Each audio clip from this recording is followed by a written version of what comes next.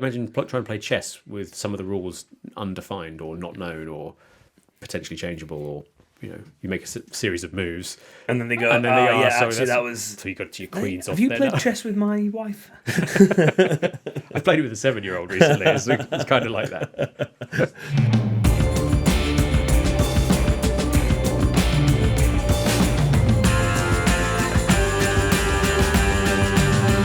Welcome to episode 1. Hopefully you caught the intro episode. This is the local where myself and Marcus get together and talk through things crypto and probably diverge and disappear off down rabbit holes around technology and blockchain and all that sort of stuff, with the intention of, hopefully it being interesting. We find the space fascinating, and hopefully that will come across in what we're talking about. And today we're going to start with... Dun, dun, dun. Dun, dun. What are you going to talk about? We'll start with the US, because it's been a long time coming. I guess we're in April now. The idea that we've got a crypto-friendly administration in the US has settled into the space. Do you think all of this rushing of companies to set up New York offices, which have been like how many in the past? A lot. Because of this, friendly domain is going to come back to bite them in 3 or 4 years' time. No. You reckon no? Yeah, I think this was a necessary step, and probably for political reasons, the other side of the aisle in the US couldn't do it because of history in terms of how they had approached the space as a whole. But now it's happened. They're happy that it's happened. Oh, do you think? Yeah. You think that they won't sort of like go back in some sort of like bitter... I just feel like... There's some retaliation. Yeah, US feels... compared to British politics, we're kind of like a bit continuity, aren't we? You very rarely see a new government come in and really rip up what the last government did. It's very much like, what Tony Blair continued the Tory budget for this first term, right? Yeah. It's like this kind of thing, right? Whereas in the US, I feel it's a lot more... There's a bit more animosity, and like, I'm going to repeal this act because it was just you that did it. So do you not think there could be like a... I don't think... Given crypto's proximity to finance and big finance now, right? Mm-hmm. So Goldman exploring, JP have been exploring for a while, despite the bipolar statements coming from Jamie Dimon for years. Fidelity have been in it for years. Yeah. So I think now it's been let in. Yeah. They'll go, or they'll have lobbyists and portions of the traditional finance establishment in their ear saying, it's fine. So what it was just intransigence that like they'd picked out this, Gary Gensler had this like bee in his bonnet about it. Did you? Wasn't it not because he like got? He didn't miss out on Bitcoin. No, it wasn't. He was like a paid advisor for I want to say like Algorand, or something like that. And then they basically like dropped him. I think he took it as a personal vendetta. I've got this big thing about micro incentives and personal. If you work out. If you could actually model people's actual incentives, the unrevealed incentives, the ones that actually drive them properly, which is very hard to do, then you would know behaviours. Is it very hard to do? I think people are driven by a very small number of factors. Exactly. Yeah. Status. And so when you pull decisions back to model it in that way. Look at Elon, right? His switch to like Republican Party poster boy is absolutely driven by the snub that Joe Biden gave him. Yeah, it's got to be. Because at that level, what is that? At last level, he's not money. He's not money driven, is he? He's status driven. It's hostility or shame or humiliation. Yeah, exactly. Yeah. So there are 7 of them, I think, famously. Gensler was probably like operating under one of those. I'd imagine. Yeah. And for me now it's done. I think there are enough big interests to get in the ear of politicians on both sides and say, we're heading in the right direction here. I think we're at an inflection point in the world for lots of reasons, and so much innovation has come out of the west coast of the United States for such a long time. Whether that dynamic changes over time, and whether it's just easier for them to do like crypto-based projects now and under a new regime. For me, the clarity is, or the coming promise of clarity is what's important, because people don't. Well, my experience from traditional finance is that yes, regulation can be costly and it adds burdens, but people like knowing whether they're going to get in trouble or not. Certainty. That's what the market likes. It likes to be able to know what's regulations. Yeah. It might not like them, and it much prefer to act with less than more, but it likes the certainty. To your point, it's like, okay, these are the rules. I can encode them in something. I know the quantitative trading rules. I can write my software it's like, imagine trying to play chess with some of the rules undefined or not known or potentially changeable, or you make a series of moves, and then they go, that was. So you got to your queens. Have you played chess with my wife? I played it with a 7-year-old recently. It's kind of like that. Yeah. Have you played it with me recently? Once. We have a slight chess, a burgeoning chess culture. When I'm in the feeling office. particularly masochistic, I will say I need a game just to change that. Yeah. And do you think then this, like say Canada, moving first on ETFs and Solana ETF and stuff, is that like coming off the back of all of this general trajectory in the same way? It's a really good question. My thoughts on the ETFs are that's it's a way of putting crypto into a structure that is well understood. Yeah, it means that pension funds can hold it. Exactly. Yeah. And so, should the regulations at the same time that the desire to trade in Solana or to get a Solana exposure, if that had come at the same time that it was possible to actually trade the underlying coin, I don't think those funds would necessarily have gone to the underlying coin. They would have gone to the ETF because, lo and behold, the 6-month process that it took to get through their investment committees about getting comfortable with an ETF structure in the past would have to have been replicated for holding a token. Yeah, exactly. So they're like, I remember it when I used to work at QRT. That was 2018, and I had a strategy on Bitcoin futures. Yeah. Which I think has done quite well since I left. Is it still running? I presume so. But I remember then we were restricted. I mean, they've obviously got a full crypto team now, so they've obviously got more comfortable with trading the spot and whatnot. But back then it was like, well, we can't trade the spot. Yeah. And that was a fairly... Was that because of the lack of regulatory clarity in terms of how it would have been treated? Yeah, I think it was like from up high on compliance, we can't... And there would have been loads of other stuff as well, like This is 2018, right? So this is... How do we get clarity on the credit risk of the exchanges? Yeah, well, and also it was a custody. It was a very different space back then. Space. It actually just come off the back of the 2017 crash. Yeah. So there was no vol actually, which is my strategy was rubbish that year. I think it was like 2019, it was rubbish, and then the vol started ticking up, and there's not a lot you can do from a quant trading perspective if you just have a single asset, right? And you can maybe try to bit of trend, and some like seasonality stuff and whatnot, but you could try to use some other inputs from correlated assets, but that's quite challenging when was Bitcoin really correlated with anything in 2018? I mean, have you got a thought about that, like Bitcoin behaving like a tech stock and then now not behaving like a tech stock? Yeah, so my whole safe haven. The safe haven narrative around Bitcoin has been out there for a long time, but it's always been a volatile asset. So, it's bullshit. I mean, yes, gold and other... It will go up in price relative to fiat just because of the very, very simple mathematical fact that there'll only ever be 21 million of them. And people, they'll be, and the amount of dollars or sterling or whatever is uncapped. And has been going up an enormous amount since the GFC, but then since COVID as well. It's just... COVID was the big which I think we're paying for a little bit now. And unfortunately, that 21 million is not what's circulating. I've lost a few. There are people that send them to the wrong places the whole time. Yeah. So do you have any sympathy for these people? No. Yeah, are you a Cody's Law person? Understand what you're doing.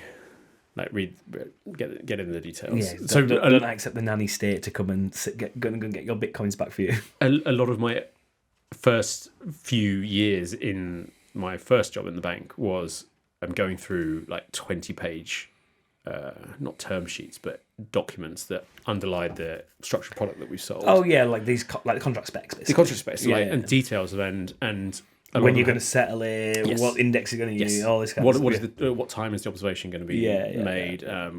Tie it back, and correcting things that have been put into a booking system that were not as per the documentation, and sometimes the risk changed, sometimes it didn't. But yeah, that level of like understanding what you're actually doing is something that was ingrained very early on in that training, and I think hopefully there will be a level of abstraction in terms of the ways that people interact with contracts and crypto and all this sort of stuff in general that will avoid them making these mistakes. It's not solved yet. I think that's why there's quite a lot of opportunity. Yeah. But I think it's also a blocker. It's a blocker. Yeah, because I think what was the gag that I saw? It's probably quite an old meme now, but where it was like the steps that you have to take to be able to buy something on Ethereum. Yes, it's like on an L2. Oh my goodness me! It's like 14 steps to be able to. And I'm an expert in this. Yeah. It's this network to get this, and then this network. I mean, do you think that the evolution or the end or the sort of semi-end state of that is a bit like how we have the internet nowadays, which is you don't care about HTTPS, you don't care about TCP, you don't care about UDP other than in your day job.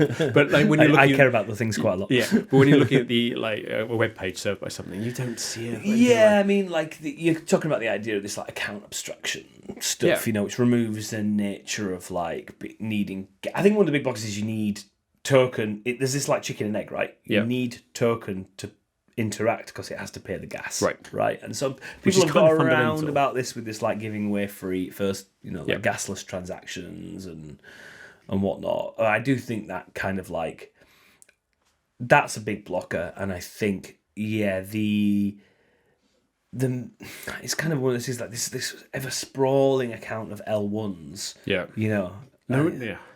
Okay, maybe we'll see. Given there's some quite exciting ones coming this year, which are going to move to like a more real time. Yeah. So maybe we'll see like this it actually become like a dominance of 3 or 4 ones, and then there'll be an interoperability amongst those that means that we can see the world can sit on top of that and not really care about which one is whether it's Monad or MegaEth or exactly. Something. It doesn't matter if your browser can handle. Whether it's HTTP 1.1 or HTTP 2 or WebSocket or your browser can handle all these different protocols. Yeah. Not another layer one.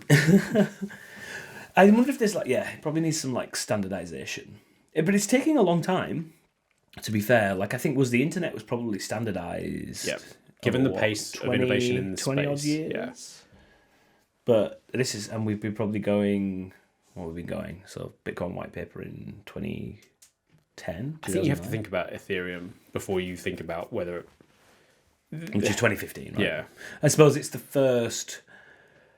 I don't want to make the claim it's the first smart contract L1, but like probably the first one. Yeah. Though I think like some of them had some like scripting language that you could put in it and stuff. But when all that extra functionality became available from that point to where we are today, it's 10 years. It's like, it's been a lot of progress, but there's also been a lot of just copy paste and sideways. I think maybe that comes from like the Wild West gold nature of it, where. Yeah, okay, I'm just going to clone this. Yeah. I'm going to put it out there. And you see that... I might make a quick buck off it. I think you see that behaviour in the space so much around the fear of not being in early on something and the copy pasta behaviour of, this was successful if I go and do it on this chain, which hasn't got this thing over How here. many times have you heard a project say, we're X for Y chain? Yes, yes, exactly. Yeah. Oh, a different perp dex on a different... Yeah, no, thanks. Yeah. Yes, but okay, so that's an interesting point. Then what makes Hyperliquid such a breakthrough product this season? This season, whatever you want to call it, end of last year, beginning of this year. Even though I'm personally very upset. Ditto. We won't talk about that. Yeah, we won't talk about that. There's a moratorium about talking about Hyperliquid points in our office. Yes. I'm going to have a break. To weep. For context, we didn't claim our points. We weren't, I don't think, sufficiently made aware that there needed to be a separate contract that needed to be signed. Yes. Anyway, beside the by. Just don't go on holiday. Don't go on holiday. Yeah, ever. What made it such a good... I mean, but just going to your point, right? I wanted to go... Why does another like have so much success when much success when okay, it's just another perp dex on. Okay, it's its own. It was originally built on Cosmos, right? But it's like its own L1 now, right? But like, why does that stand out? What about that product is killer that I know yet another perp dex didn't work?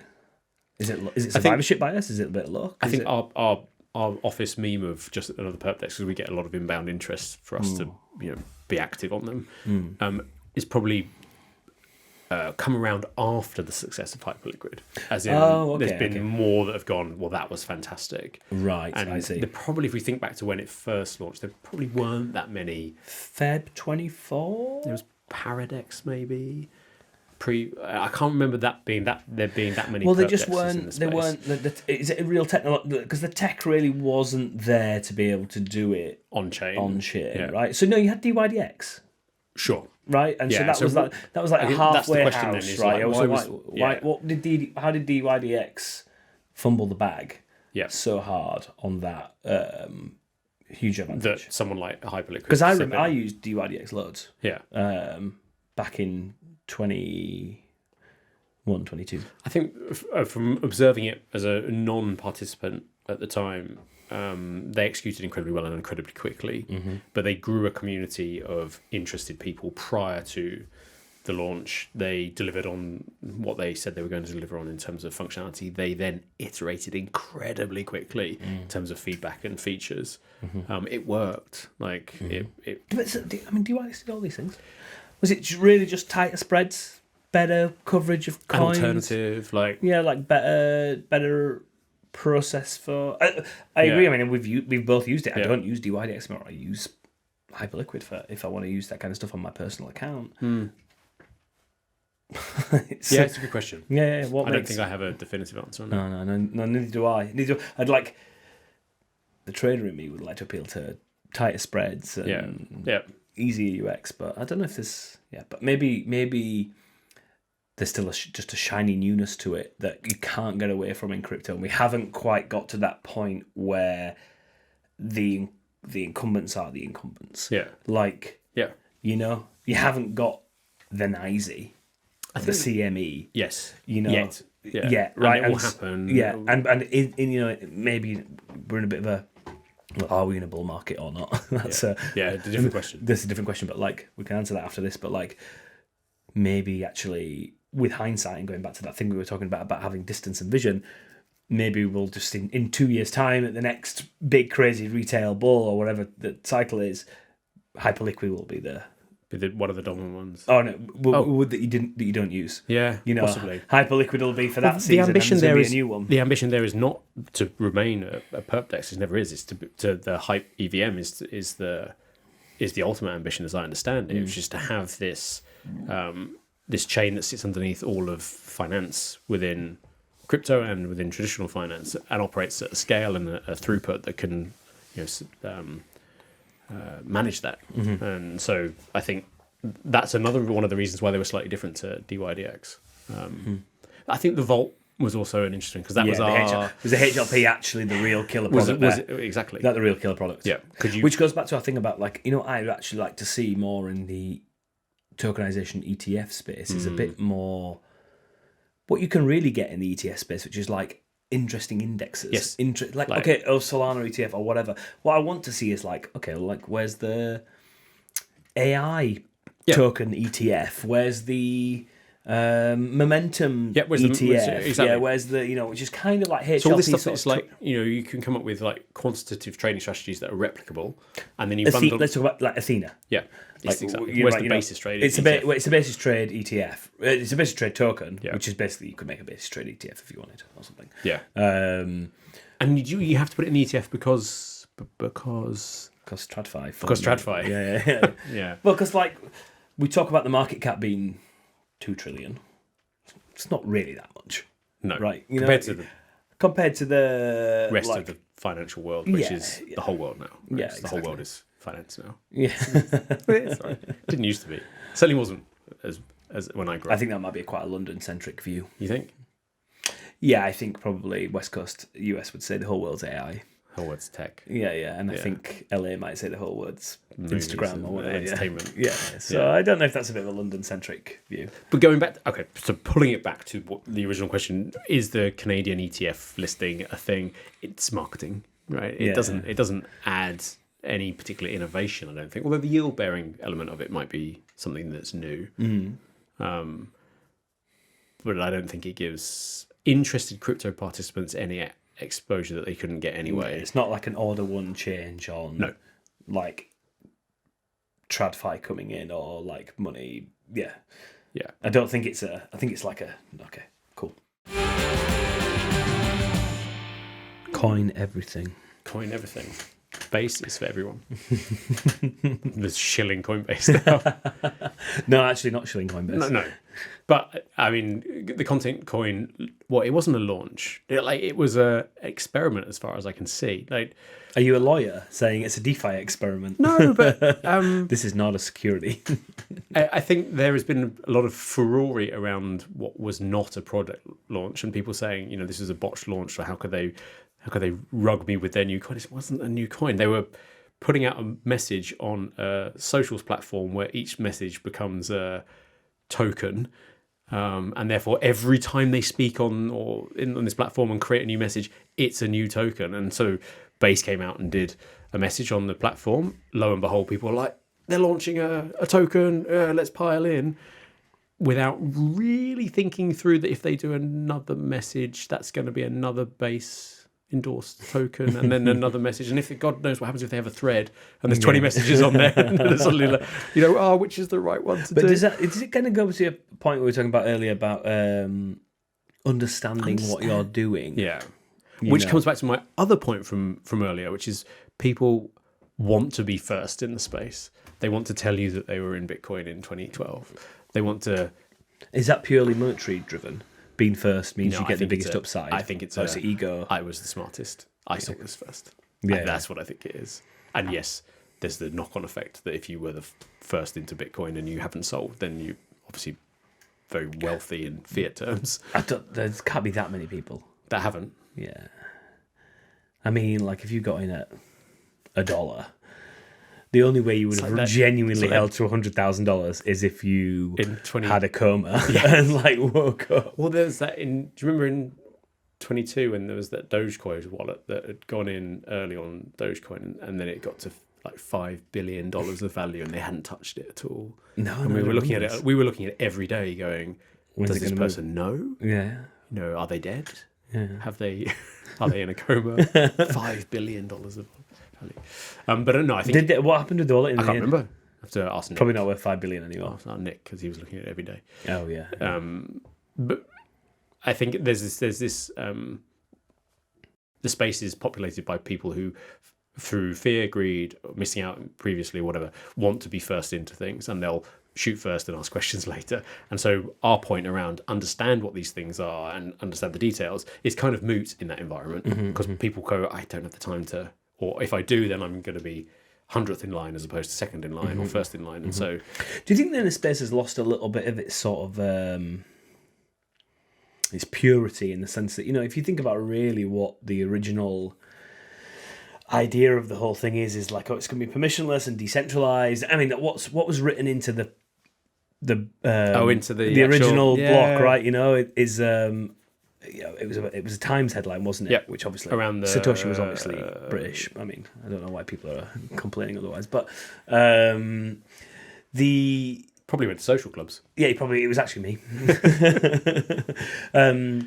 The people who wrote that in it was very much almost like anarchist sort of libertarian. Libertarian, and there was a lot of ideals to it. Yeah, and which is, I think, we've, in a world that has financialized almost everything in the last 20 or 30 years for reasons that can be debated elsewhere, you've had that effect in crypto as well. So you've stepped away from that. This is to make the world better thing, and for lots of reasons. This is to make me richer. Yeah. But so then, do you think? I mean, I'm a shameless capitalist, so I don't mind. Yeah. So do you think then a lot of what we talk about this, like technological innovations and, going back to the content coin thing, like trying to make these, like, I trying to push Everything the is boundary important. of like what Tokenize can be everything. tokenized and what Yeah. can't be tokenized. There's no purity in that. That's pure I don't know. money. I think the incentive structure is built around money and wealth a lot of the time. But I can understand it for like sort of the financial issues, the DeFi element of it, like the bit that's like, this is finance and we're trying to do finance in a novel and interesting way, right? Decentralized way, and we're trying to make it permissionless. So rigid in the old system. Yeah, old system. Innovation doesn't happen. Moving cross-border payments. Right, all of this people stuff. can be debanked. Which, all of this kind of stuff. Where does the... So I can totally get... I get that as well. Bit, but that's where, finance. So why does crypto bleed over into other aspects of life? Why does it have content creation and Does it have applicability? I have no interest in buying music NFTs. You got the physical NFT things, which are adorned in our office beautifully, which is a great gift to the company. Kind donation. Kind donation. There'll be 5 more turning up at some point. The NFT aspect of the art there. Yeah. Did that not make it something more special, or do you still own? You don't own the NFT anymore. We had to right? burn the NFT to get the physical, right? And I think for me, I mean, remember this was DeFi. Heady days. Why haven't we seen all of the big ideas of 2021? We're going to have land registry could be on chain, right? You could have all things that you need to verify that you own, identity stuff and all. Why hasn't it happened? Why hasn't it happened? Text there. Ideas are there. I don't know. Do I think it will happen? Yeah. Right, so you think it's more just I think it's pretty recoil from a bear market? Generational thing, right? Okay. So, for good or bad, a lot of the decision makers are my age and upwards, and a lot of them aren't crypto native. And so when we get generations that are younger who have grown up with this stuff and have sold skins on games and get comfortable with the idea of blockchain, have 5 wallets on their phone. Blockchain for them is not a... so you think it's just a time lag thing, and once what's the old saying, I can't remember, 50% of Gen Z have got crypto, but only 5% of boomers have, or something. That to me would be a good forcing. And when these people come into decision making positions over the next 10, 15 years, you think you'll start to see, or is it the actual elephant in the room that actually just sometimes Web 2 solution is just better, and you don't have to try and cram. I don't know. All I don't think so. Yeah. I go on the former. So people, particularly towards the latter stages of their careers, don't want to really shake the boat a lot of the time because they've got X many years until they retire. They're thinking of their pension fund. X many years to retire. But within all areas of life, costs and efficiency are something that people try to drive for. And I think when we get the decision makers who are natives into the space, they will go, this is stupid the way the system works currently. I'm comfortable with this technology. I know how it works, and I've got lots of people I can speak to about implementing this, and it will make things that much better. I think it is a generational thing. So this week, the Crypto Market Integrity Coalition, which is a mouthful, released guidelines around crypto market making. It's something that's been in the space for a long time. It's a move towards self-regulation. Does it work? Can it work for this space? What needs to be better about it? Doesn't work in TradFi, does it? I mean, they're pretty heavily regulated from... Yes. I think ultimately self-regulation is a nice idea that never really works in practice. And I'm saying this as someone who doesn't like regulation. Yeah. But what is it about market making, particularly in crypto, that you've got so much control over the central tenements of the asset, right? You can, if you so desire, fake the volume. You can push the price around. You really, as the market maker, because you can do these things which have been long made illegal in traditional finance. Well, I think this market abuse and painted tape and all this kind of layering, stuff, spoofing, all of this stuff, which has had to come in because it's been done before. There's nothing new under the sun here, right? This has all been done before. It's gone through a process of regulation which has made for an orderly market I think, in TradFi. In traditional finance. In traditional finance. And I don't see why, particularly on a market making a centralized exchange, which is the closest to TradFi, I don't think there's much difference there. Okay, it might be slightly difference in the way the messages are sent and whatnot, but ultimately the mechanisms of the microstructure and whatnot are the same. You know, you post limit orders inside a book. Why there should not be those rules inside centralized exchanges? Because we've already seen that that's going to happen. Yeah. Because humans are humans, you know. But the incentives are all the same. Yeah, but the incentives are all kind of misaligned in the space as well. And I can understand from thinking about what the different entities want as their outcomes, their incentives, why this sort of stuff happens. Well, how many clients of ours do we have to very gently, carefully talk through the fact say the fact that we're not going to... And I tweeted it out like a few weeks ago when I was at a conference, you know, if I have another project come up to me and ask if we can do a certain amount of volume for them on a daily basis, like, I'm going to... We don't want to go to prison. Tear what's left of my hair out. I don't understand why we need this self-regulation. From my personal perspective... Do you think it should be the venues then that enforce these rules? Because that happens in TradFi, and that they're regulated and that they have to have compliance in place to make sure that... Well, it's I mean, everybody... I think it should be the venues, and I think the venues should be aware of the market makers. I mean, obviously the venues that we make we're in the market making programs, and so they're very heavily KYC. They know who we are, but I think the venue should have the structures in place to be able to stop. Which they kind of have some. But the problem is the incentives are not there for them to do it. They want volume to go through. So if they've got a non-regulated market maker in a different jurisdiction that doesn't have the same voluntary constraints that others might put on their business for good reasons, and that market maker can go, of course we can put $100 million a day through your venue and, you know, associated fees off the back of it. It's tough though, but NYSE could have done the same thing though, right? Yeah. So why going back to your earlier but no point, they can't, because they've got a regulator going. No, but let's think of the world pre the regulator in TradFi, which is obviously a long time ago, and the markets are very different because the regulator's kind of grown up with those exchanges, but they kind of could have had similar incentives, right? You know, they want volume to go through. They want volume to go through. They want the things, so they could have, you know, and which is why I think these regulations came in, because people were obviously then starting to do that kind of illegal stuff, or it wasn't illegal at the time. So I think for me, it just feels like it should just be mirrored.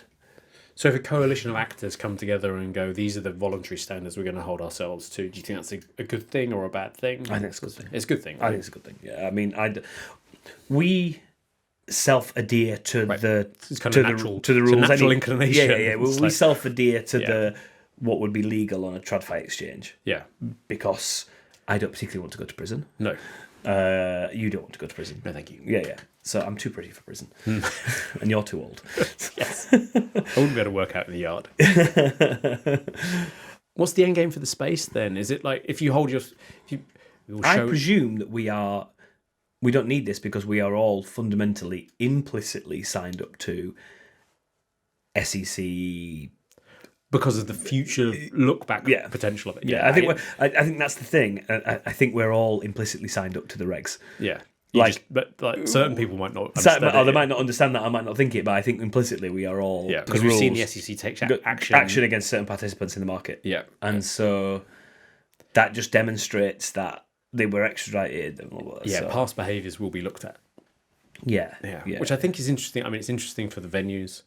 I think the people who can genuinely hold their hands up and claim naivety probably are the token projects. And I guess one of the frustrations we have with that is around competitiveness, because winning market-making deals, particularly with token projects that might expect market makers to drive volume and stuff, is tough when you're going to say, we're not going to do that, and we're going to adhere to these particular standards. So I think it's one of those situations where there needs to be a lot of education in the space, because we still get questions that are not like of the right ilk in terms of understanding that driving volume through wash trading or multi-venue pass-through of risk and stuff is not the way that we want to behave. How can you compete? How can we compete? Or we're not even playing the same game as somebody who turns around and go, control your price and I'll pump it up by 20%. It's a different thing we're offering, and we feel that ours is the right one from a regulatory, moral perspective. Yeah, I think because I mean everything in that world of price management or volume manipulation, it's all around creating a misrepresentation of the actual truth. Yeah. Right? Ultimately, that's what it is. So yeah, it does. For me, it feels it tips over to a moral sort of argument, which I think regulations are trying to enshrine these sorts of things to some extent, fairness and I think that's what they're. In good regulation is trying to do that. So can something like this initiative, self-regulation, work? Do you think? Yes or no? Answers. I didn't know. I think what will work is enforcement from real regulators, from external parties. I just never. I think self-regulation is, it's very nice, like a washing, but it's a bit of bullshit. Greenwashing. It's greenwashing. It's I when I think of self-regulation, I think of the UK press, and I'm like, these guys need a real regulator. I think for marketing, it's the right sounds, it's the right noises coming out. The right direction. It's the right direction. Yeah. But I don't think the mechanisms are there. And I also think that there are too many entities involved in the process that all need to move at the same time. Mm-hmm. You need the tokens to have to adhere to a set of regulations, self-regulation. You need the venues to adhere to a different set of self-regulation. And you need the market makers to adhere to their self-regulation. And just timing all of that together needs to happen for it to work. And it's just not going to happen. Right. So then you get the forcing mechanism of a third or an outside party going, no, this is the way it's going to happen. Which I think invisibly already exists anywhere. Yes. And everyone who's not adhering is breaking those regs. It's sailing what I would call close to the wind. Yeah. So you're a no then on the self-regulation. Yeah, I'm a no as well. I'm absolutely welcome. I welcome it actually because of it's a move in the right direction. Yes. Whether or not I think it has any effect on what's going on is another thing. But do I welcome it as like noises and press and a generally good thing? Then yes. Yep. Do I think it has one iota difference on what's actually going on? No. Yeah, I'd have to agree with that. Mm-hmm. So on that note, we will end this session and hopefully come back for another one. Session, because we're drinking the session beer. Yeah, if enough people think that we've not bored them for too long. Thanks very much for listening. Thanks very much. Cheers. Bye-bye. Bye.